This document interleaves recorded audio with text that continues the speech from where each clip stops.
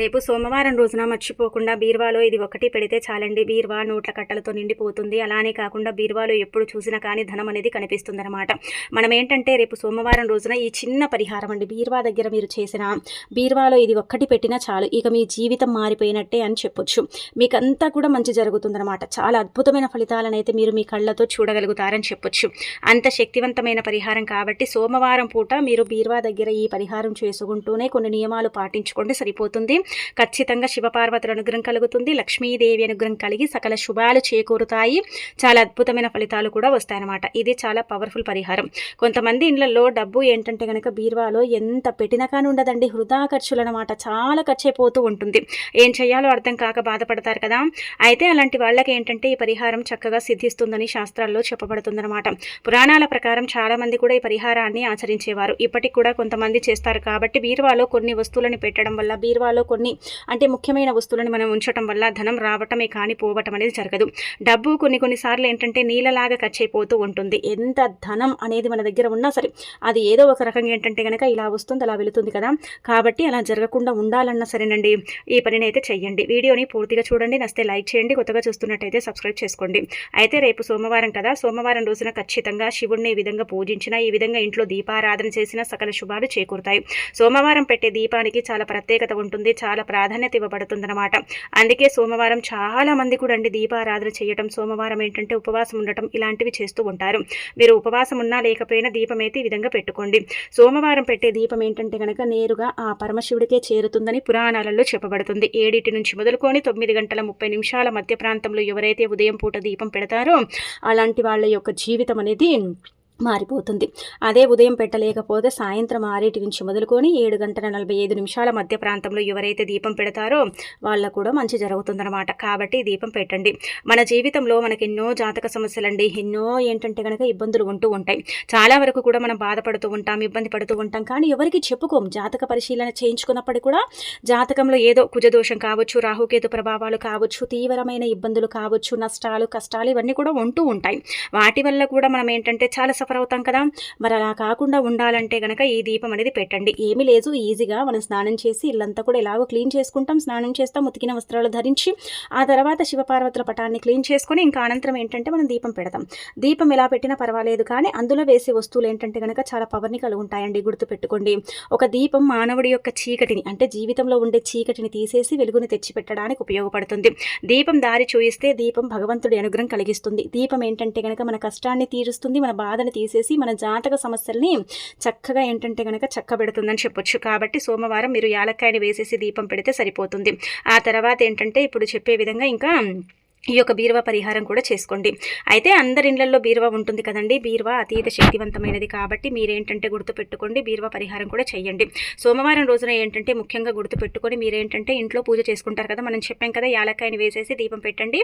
దీపం పెట్టేటప్పుడు మీ జాతక సమస్యలు, జాతక దోషాలన్నీ కూడా పోవాలని చెప్పుకొని దీపారాధన చేసుకుని దీపం అంటే వెలుగుతున్న దీపంలో యాలక్కాయని వేస్తే సరిపోతుందన్నమాట. ఇలా ఏంటంటే మీకుండే జాతక సమస్యలు తీరుతాయి. కానీ ఒక్క వారానికే ఫలితం వస్తుందని చెప్పట్లేదు. మీరు 5 వారాల పాటు 5 సోమవారాల పాటు చేస్తే ఖచ్చితంగా ఫలితం వస్తుంది. దీపం కొండెక్కిన తర్వాత యాలక్కాయని తీసి చెట్టు మొదట్లో వేయండి. ఇక అలానే కాకుండా సోమవారం ఇంట్లో పూజ చేసుకోవడం, తులసికోట దగ్గర పూజ చేయడం, వీలుంటే ఏంటంటే కనుక శివాలయానికి వెళ్ళటం, శివాలయం ప్రాంగణంలో కూడా దీపారాధన చేసుకోవటం ఇలాంటివి చేస్తే చాలా మంచిది అనమాట. చాలా అద్భుతమైన ఫలితాలు వస్తాయి. ఇక మీ ఇంటి బీరువా విషయానికి వస్తే సోమవారం ఖచ్చితంగా బీరువా దగ్గర ధూపం వేయండి. ఒకవేళ సోమవారం వేయలేకపోతే మనం వారంలో ఒక్కసారైనా సరే బీరువా దగ్గర ధూపం వేయాలి. ఎందుకంటే బీరువా దగ్గర నెగిటివ్ ఎనర్జీ అనేది ఖచ్చితంగా ఉంటుంది. ఇది చాలా మందికి తెలుసుండొచ్చు, కాకపోతే కొంతమంది పట్టించుకోరు. కాబట్టి బీరువా ఎప్పుడు క్లీన్గా ఉండేలాగా చూసుకోండి. అంటే బొద్దింకలు చచ్చిన వాసన కానీ ఇలా మనము అంటే బీరువా తెరవ కానీ ముక్క వాసన వస్తుంటుంది కదా, అలా లేకుండా చూడండి. ఇంకా అలానే కాకుండా రేపు సోమవారం ఉదయం కానీ సాయంత్రం కానీ మీ వీలుకు తగ్గట్టుగా ఒక ఎర్రటి వస్త్రం తీసుకోండి. ఎరుపు కూడా అదృష్టానికి చిహ్నంగా భావిస్తాం కాబట్టి కొత్తదో పాతదో ఏది ఉంటే అది తీసేసుకోండి, సరిపోతుంది. ఒకవేళ ఎరుపు లేకపోతే తెలుపు చిన్న అంటే ఇలా కర్చీప్ ఉంటుంది కదా, అది కూడా తీసుకోవచ్చు. అందులో 11 రూపాయలు, 5 లక్ష్మీ గవ్వలు, 5 యాలకులు, అంటే మనం అంగుళం అండి, చిన్న అంగుళం మనం పచ్చకర్పూరం, ఆ తర్వాత అర స్పూన్ కుంకుమ, అర స్పూను పసుపు అనమాట. ఇదంతా కూడా పోసేయండి. ఈజీగా చూడండి, ఇక్కడ అన్నీ కూడా ధనాన్ని ఆకర్షించేవి. అంటే రుణబాధల్ని తీసేసి ధనాన్ని ఆకర్షించి డబ్బుని ఏదో ఒక రకంగా మన దగ్గరికి వచ్చేలాగా చేసేటివి అనమాట ఈ పదార్థాలన్నీ కూడా. అంటే ఈ వస్తువులు అని చెప్పొచ్చు. ఈ వస్తువులన్నీ కూడా ఏంటంటే ధనాన్ని ఆకర్షిస్తే, రుణబాధని తీసేస్తాయి. గవ్వలు ఎక్కడైతే ఉంటాయో అక్కడ ఖచ్చితంగా లక్ష్మీదేవి ఉంటుందని మనందరికీ తెలిసిందే కాబట్టి గవ్వలు ఏంటంటే కనుక 5 తీసుకోండి. 5 కూడా ఏంటంటే అష్టలక్ష్ములుగా భావించబడుతుంది కాబట్టి లక్ష్మీదేవి యొక్క రూపాలుగా గవ్వల్ని భావిస్తారు. అక్క చెల్లెలుగా కూడా గవ్వల్ని పరిగణించబడతాయి కాబట్టి గవ్వలు తీసుకోండి. 5 లక్ష్మీ గవ్వలు అంటే పసుపు గవ్వలండి, 5 తీసుకోండి. 5 లేకపోతే 2 అయినా సరే తీసుకోండి. ఆ తర్వాత 5 యాలకులు. మనకేంటంటే యాలకులు తీసుకుంటే చినిగి ఉండకూడదు, చిల్లులు ఉండకూడదు, మంచిగా నిగనిగలాడుతూ ఉండాలి. 11 రూపాయలు చిల్లర నాణ్యాలు తీసుకోండి. పచ్చకర్పూరం కూడా ధనాన్ని ఆకర్షిస్తుంది. యాలకుడు కూడా లక్ష్మీదేవి రూపంగా భావిస్తారు. అలాగే ఈ కుంకుమ, పసుపు మంగళకరమైనది, శుభకరమైనది, శుభాలను సూచిస్తుంది, అశుభాలను దూరం చేస్తుంది కాబట్టి ఇవన్నీ తీసుకుని వస్త్రంలో పెట్టి మూట కట్టి మనం వెలిగించిన అగరబత్తుల ధూపం చూయించి దాన్ని తీసుకెళ్లి బీరువా లాకర్లో పెడితే చాలు. ఇక మీ సుడి తిరిగిపోయి మీ జీవితం మారుతుంది, ధనం వస్తుంది, ఐశ్వర్యం కూడా కలుగుతుందని చెప్పొచ్చు. కాబట్టి ప్రయత్నించండి. రేపు సోమవారం రోజున ఏంటంటే కనుక గుర్తుపెట్టుకోండి, ఈ విధంగా చేసుకోండి. ఇది చాలా చాలా శక్తివంతమైన పరిహారం. చాలా మందికి తెలియకపోవచ్చు. ఈ పరిహారం ఏంటంటే చక్కగా సిద్ధిస్తుంది అనమాట. చాలా అద్భుతమైన రిజల్ట్ని ఇస్తుంది. అప్పుడప్పుడు ఏంటంటే కనుక తీసేసి దీనికి ధూపం చూయిస్తూ ఉండండి. మళ్ళీ ఏంటంటే మీ బీరువాలో పెట్టండి. అంటే ఉంటుందా అండి అంటే కనుక ఉంటుందండి. 3 నెలల వరకు ఉంటుంది, 5 నెలల వరకు కూడా పనిచేస్తుంది అనమాట. మనం ఎంత నిష్ట నియమాలతో పూజించుకుని ఆ తర్వాత బీరువాలో దాచుకుంటామో అంత నిష్ట నియమాలతో ఏంటంటే బీరువాలో ఉండటానికి అవకాశం ఉంటుందన్నమాట. చాలా చాలా శక్తివంతమైన పరిహారం కాబట్టి దీన్ని ఆచరించవచ్చు. ఇలా చేసిన తర్వాత ఏం చేయనంటే కనుక అప్పుడప్పుడు అండి, అంటే మీ వీలుని బట్టి 15 రోజులకు ఒకసారి కానీ వారానికి ఒకసారి కానీ బీరువా పైన స్వస్తి గుర్తు, ఓం గుర్తు వేస్తూ ఉండండి. అలా వేస్తే చాలా మంచిది. అలానే కాకుండా బీరువా పైన సీక్రెట్గా ఇప్పుడు చెప్పే ఈ నెంబర్ కూడా రాయండి. ఈ నెంబర్ వల్ల కూడా ధనం వస్తుంది. ఒక రకంగా చెప్పాలంటే కనుక దైవానుగ్రహం కలుగుతుంది. నెంబర్ గురించి మనందరికీ తెలిసిందే కదా. నెంబర్స్ విశ్వంలో అత్యంత శక్తివంతమైనవి, చాలా ఏంటంటే కనుక పవర్ఫుల్ అనమాట. నెంబర్స్ మానవుడికి ఏంటంటే కనుక లక్ని తెచ్చి పెడతాయి, అదృష్టాన్ని ఇస్తాయి అనమాట. అందుకే నెంబర్స్ కూడా ధనాన్ని ఆకర్షిస్తాయి. విశ్వంలో ఏంటంటే కనుక చాలా పవిత్రమైన నెంబర్స్ కూడా ఉన్నాయి, దైవానికి అంకితం చేయబడే నెంబర్స్ కూడా ఉన్నాయి. కాబట్టి మీ ఇంటి బీరువా పైన ఈ నెంబర్ రాసే చాలండి. అంటే మీరు పసుపు పేస్టుతో కానీ కుంకుమ పేస్టుతో కానీ లేదంటే కనుక నార్మల్గా ఏంటంటే గుర్తుపెట్టుకోండి, పసుపులో కొద్దిగా నీళ్లు పోసి కలిపి ఇంకా రాయొచ్చు. లేదంటే కనుక పసుపులో నీళ్లు పోసేటప్పుడు 2 చుక్కలు అత్తర వేసి కలిపి బీరువా పైన ఈ నెంబర్ రాస్తే చాలన్నమాట. అలా కూడా ధనం వస్తుంది. అంటే కుప్పలుగా ఏం డబ్బు రాదు, ఉన్న డబ్బు ఉంటుంది, ఏదో ఒక రూపంలో మన దగ్గరికి ఏంటంటే డబ్బు వస్తుంది. బీరువాలో ఒక్కొక్కసారి ఎంత పెట్టినా కానీ ఖర్చు అయిపోతూ ఉంటుంది కదా. మనం బాధపడతాం, ఇబ్బంది పడతాం, ఏం చేయాలో అర్థం కాదు కదా. అలాంటప్పుడు ఏమవుతుందంటే కనుక బీరువాలో మనం పెట్టిన డబ్బు ఉండటానికి అవకాశం ఉంటుంది. రూపాయి లేని చోట ఏంటంటే కనుక 2 రూపాయలు కనిపించే అవకాశం ఉంటుంది. కాబట్టి మీ ఇంటి బీరువా పైన 555 రాయండి. అంటే 555 ఏంటంటే కనుక లాకర్ మీద రాసేసుకోండి. అక్కడిక్కడ రాయకూడదు, వేరే వాళ్ళకి ఏంటంటే కనుక కనిపించకూడదు, మనకు మాత్రమే కనిపించాలి. అందరికీ కనిపించడం వల్ల ఉపయోగం ఏమి ఉండదు, మనకు కనిపిస్తే మంచిది. కాబట్టి బీరువా లాకర్ పైన 555 రాసేయండి, సరిపోతుంది. గంధంతో పసుపుతో రాసుకోవచ్చు, కుంకుమతో కూడా రాయొచ్చు, పేస్ట్ లాగా చేసేసి రాసేయండి, సరిపోతుందన్నమాట. ఇది 15 రోజులకు ఒకసారి ఈ నెంబర్ని తీయండి, మళ్ళీ రాస్తూ ఉండండి. మీరు కావాలంటే అబ్జర్వ్ చేసుకోండి, ఈ నెంబర్ వల్ల మీకు మంచి జరుగుతుందా లేదా అనేది మీకు తెలిసిపోతుందన్నమాట. అంకెశాస్త్ర ప్రకారం ఏంటంటే న్యూమరాలజీ ప్రకారం కూడా ఈ యొక్క నెంబర్ ఉంటుంది కదా, ఇది దైవానికి అంకితం చేయబడుతుంది. 5 అదృష్టం, 5 లక్ష్మీదేవికి ఇష్టం, 5 అష్టలక్ష్ములు. ఇలా ఏంటంటే కనుక ఇందులో డివైడ్ చేస్తే చాలా అర్థాలు ఉంటాయన్నమాట. మొత్తం కూడా ఏంటంటే కనుక లక్ష్మీదేవికి సంబంధించినవి అని శాస్త్రాల్లో చెప్పబడుతుంది. కాబట్టి ముఖ్యంగా ఏంటంటే 555 అని రాసేయండి. ఈ మూటను పెట్టి 555 రాసేసి ధూపం వేసుకోండి, సరిపోతుంది. ఇంకా అలానే కాకుండా ఎప్పుడు కూడా బీరువా తెరవగానే మంచి వాసన వచ్చేలాగా చూసుకోండి. కొన్నిసార్లు ఏంటంటే చెడు వాసన వస్తూ ఉంటుంది కదండి, అలా రాకుండా చూసేసుకోండి, సరిపోతుంది. మీకే ఇంకా మంచి జరుగుతుందన్నమాట. ఇలా ఈ చిన్న చిన్న నియమాలు అనమాట. ఇవి పెద్దవి కూడా ఏం కాదండి, చాలా చిన్న నియమాలు. వీటిని ఆచరించడం వల్ల మనకే మంచి జరుగుతుందన్నమాట. బీరువాలో పెట్టిన డబ్బు కావచ్చు, బంగారం కావచ్చు, అంటే కీలక పత్రాలు ఉంటూ ఉంటాయి. మనం బీరువాలో ఇటువంటివే కదా పెట్టుకుంటాం. అవన్నీ కూడా ఏంటంటే తాకట్లోకి వెళ్లకుండా అక్కడే స్థిరంగా ఉండటానికి, వెళ్ళినా కానీ తిరిగి మన ఇంటికి వచ్చేలాగా మన బీరువాలోనే ఏంటంటే కనుక స్థిర నివాసాన్ని అవి ఏర్పరచుకునేలాగా చేసుకోవడానికి అవకాశం ఉంటుందన్నమాట. లక్ష్మీదేవి కొన్నిసార్లు ఉండదు కదా మన ఇంట్లో, అలా కూడా ఆ తల్లి సిస్ట వేసుకుని కూర్చునేలాగా చేస్తుంది. బీరువా లాకర్ కుబేర స్థానంగా భావిస్తాం కాబట్టి అక్కడ కుబేరుడు కూడా నివసించడానికి అవకాశం ఉంటుందన్నమాట. ఇది చాలా పవర్ఫుల్ పరిహారం కాబట్టి మీరు ఆచరించవచ్చు. ఇక ఆచరించేసి ఏంటంటే గనక తప్పకుండా రిజల్ట్ అనేది పొందండి. రేపు సోమవారం చేసుకోండి. మీకు మంచి జరుగుతుంది. మంచి ఫలితాలతో మీ లైఫ్ అనేది చేంజ్ అయిపోతుంది. మీరే ఏంటంటే గనక అద్భుతాన్ని చూస్తారు. ఇక ఆ తర్వాత రేపు సోమవారం అండి. ఉదయం కానీ, సాయంత్రం కానీ ఇదైతే తినండి. ఇది చాలా వరకు కూడా చాలా చాలా శక్తివంతమైన పరిహారంగా పరిగణించబడుతుందన్నమాట. ఏమీ లేదు, మనం ఏంటంటే గుర్తుపెట్టుకోండి, బెల్లం ఉంటుంది కదా, బెల్లం అంటే సకల దేవతలకు అంకితం చేయబడేదనమాట. మనం ఏదైనా ప్రసాదం పెడితే అది భగవంతుడికి నివేదన అవుతుందో లేదో తెలియదు, కానీ బెల్లం మాత్రం ఖచ్చితంగా అవుతుందని శాస్త్రాల్లో చెప్పబడుతుందన్నమాట అండి. అందుకే బెల్లం పైన ఏంటంటే కనుక ఆవునేతిని పోసేసి చక్కగా ఆ పరమశివుడికి అంటే శివపార్వతులకు అంకితం చేయండి. అంటే పెట్టండి, ప్రసాదంగా పెట్టేయండి. ఆవు నెయ్యి లేకపోతే తేనెను కూడా 2 చుక్కలు పోసేసి పెట్టేసి బెల్లం పైన ఇంకా మీరు ఏంటంటే కనుక ఆ బెల్లాన్ని స్వీకరిస్తే కూడా మంచి జరుగుతుంది. ఆయుష్ పెరుగుతుంది, అద్భుతమైన ఫలితం వస్తుంది. దైవానుగ్రహం లేకపోతే దైవానుగ్రహం కలుగుతుంది.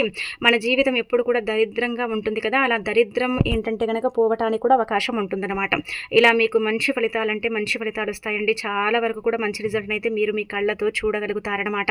చాలా శక్తివంతమైన పరిహారం కాబట్టి మీరు నమ్మకంతో చేసుకోండి. నమ్మకంతో చేసేసి ఏంటంటే కనుక చక్కగా రిజల్ట్ అనేది పొందండి. అలానే కాకుండా ముఖ్యంగా చెప్పాలంటే ఈ పరిహారం చాలా చాలా శక్తివంతమైనదని చెప్పుకోదగ్గ విషయం కాబట్టి ఇంకా మీరు ప్రయత్నించవచ్చు అనమాట. మీరు ప్రయత్నించేసి రిజల్ట్ అనేది పొందొచ్చు అని చెప్పొచ్చు. కాబట్టి ఆచరించుకోండి. ఇక ఆ తర్వాత రేపు సోమవారం రోజున ఒక 5 మిరియాలతో పరిహారం చేస్తే చాలండి. కొన్ని రకాల ఇబ్బందుల నుంచి మీరు బయటపడతారు. మీకంతా కూడా మంచి జరుగుతుందని చెప్పొచ్చు. మనం ఏంటంటే మిరియాలే కదా, మిరియాల వల్ల ఏం జరుగుతుంది అనుకుంటాం, కానీ మిరియాల వల్ల అద్భుతమైన ఫలితాలు వస్తాయండి. మీ జీవితం మారిపోతుందన్నమాట. మిరియాలు ఏంటంటే కనుక మనలో ఉండే కొన్ని రకాల సమస్యల్ని తొలగించడానికి, కొన్ని రకాల ఇబ్బందుల నుంచి మనని బయటపడేయడానికి ఉపయోగపడతాయి. మిరియాలకు అతీత శక్తి ఉంటుంది. మిరియాల చేసుకునే పరిహారాలు కొన్ని ఏంటంటే కనుక తప్పకుండా సిద్ధిస్తాయని చెప్పొచ్చు. అందుకే కేవలం ఒక 5 మిరియాలు, ఎక్కువగా కూడా అవసరం లేదనమాట. 5 మిరియాలు తీసుకొని ఇప్పుడు చెప్పే విధంగా చేసుకోండి.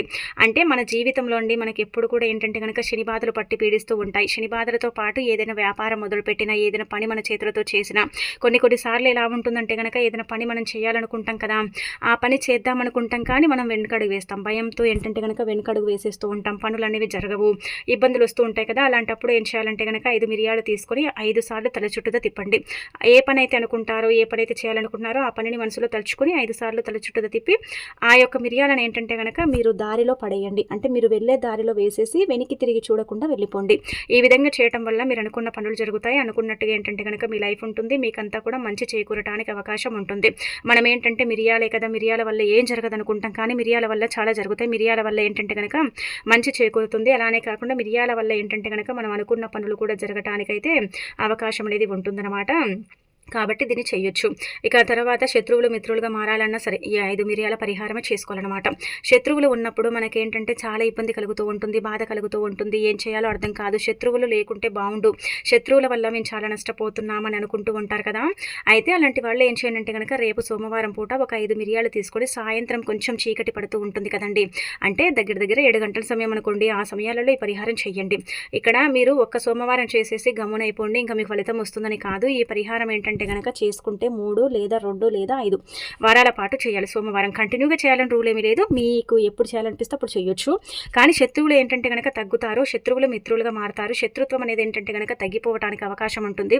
శత్రువులు మన జీవితంలో నుంచి పూర్తిగా వెళ్ళిపోతారు. ఆ శత్రుత్వం అనేది ఏంటంటే కనుక అక్కడితో ఆగిపోతుందని శాస్త్రాల్లో చెప్పబడుతుంది. కాబట్టి శత్రువులు మిత్రులుగా మారాలంటే ఖచ్చితంగా ఈ పరిహారం చేయండి. అందుకే 5 మిరియాలు తీసుకోండి. 4 దారులు అంటాం కదండి, మనం ఏంటంటే ఒక్కొక్కసారి చెప్పాలంటే కనుక చివరస్తా అంటూ ఉంటాం. అలానే కాకుండా 4 బాటలు 4 దారులు అంటూ ఉంటాం కదా. అయితే అక్కడికి వెళ్ళండి, మిరియాలు తీసుకొని ఈ 5 మిరియాలు తీసుకొని అక్కడికి వెళ్ళండి. ఇది ఎవరైనా చేయొచ్చండి, వీళ్ళే చేయాలి వాళ్ళే చేయాలని రూల్ ఏమీ లేదనమాట. ఎవరు చేసుకున్నా కానీ ఫలితం వస్తుంది. కాబట్టి 5 మిరియాలు తీసుకొని ఏంటంటే ఇలా 4 దారులు కలిసే చోటుకి వెళ్ళండి. అక్కడికి వెళ్ళిన తర్వాత ఏం చేయండి అంటే కనుక మీరు ఒక్కొక్క దారిలో ఒక్కొక్క మిరియాన్ని పడేయండి. ఇప్పుడు 4 బాటలు ఉంటాయి కదా, 4 దారులు ఉంటాయి కదా, అక్కడ ఏంటంటే కనుక ఒక్కొక్క మిరియా అంటే మీరు తీసుకెళ్లేటప్పుడే ఏంటంటే సంకల్పం చెప్పుకోండి. ఇప్పుడు 2 3 4 ఎంతమంది శత్రువులు ఉన్నారో అంతమంది పేరు చెప్పుకోండి. ఏం కాదనమాట, ఎవరి పేరు చెప్పినా ఏం కాదండి, చెప్పుకోండి. అలా చెప్పేసుకొని ఏంటంటే ఒక్కొక్క దారిలో ఒక్కొక్క మిరియాన్ని పడేసి మిగిలిన ఒక్క మిరియాన్ని ఏంటంటే కనుక మీ తలపై నుంచి వెనక్కి మీ వెనక్కి మీరు ఎక్కడైతే నించుంటారో అక్కడ మీ వెనక్కి భాగంలో ఏంటంటే కనుక పడేయండి. అలా పడేసి వెనక్కి తిరిగి చూడకుండా ఇంటికి వచ్చేస్తే ఖచ్చితంగా మార్పు ఉంటుంది. కానీ ఒకటేసారి ఫలితం అయితే రాదు, మెల్లిమెల్లిగా వస్తుందన్నమాట. మెల్లిమెల్లిగా మీరే మీ కళ్ళతో ఏంటంటే కనుక రిజల్ట్ని చూసి షాక్ అయిపోతారు. ఇది మునులు ఋషులు సిద్ధులు చేసేసి ఫలితాలను పొందిన పరిహారం. రూపాయి కూడా ఖర్చు పెట్టకుండా శత్రువులని మిత్రులుగా మార్చుకోవడానికి, శత్రుత్వాన్ని తగ్గించుకోవటానికి, శత్రువుల వల్ల వచ్చే ఇబ్బందులు కావచ్చు, నష్టాలు కావచ్చు, కష్టాలు కావచ్చు, ఏవైనా కావచ్చు, అవన్నీ కూడా పోగొట్టుకోవటానికి ఈ పరిహారం అనేది చక్కగా సిద్ధిస్తుందని శాస్త్రాల్లో వివరంగా చెప్పబడుతుందండి. కావున ఇది కూడా చేసేసి రిజల్ట్ పొందండి. ఎవరితో పంచుకోకండి తిరుగుండదిగా.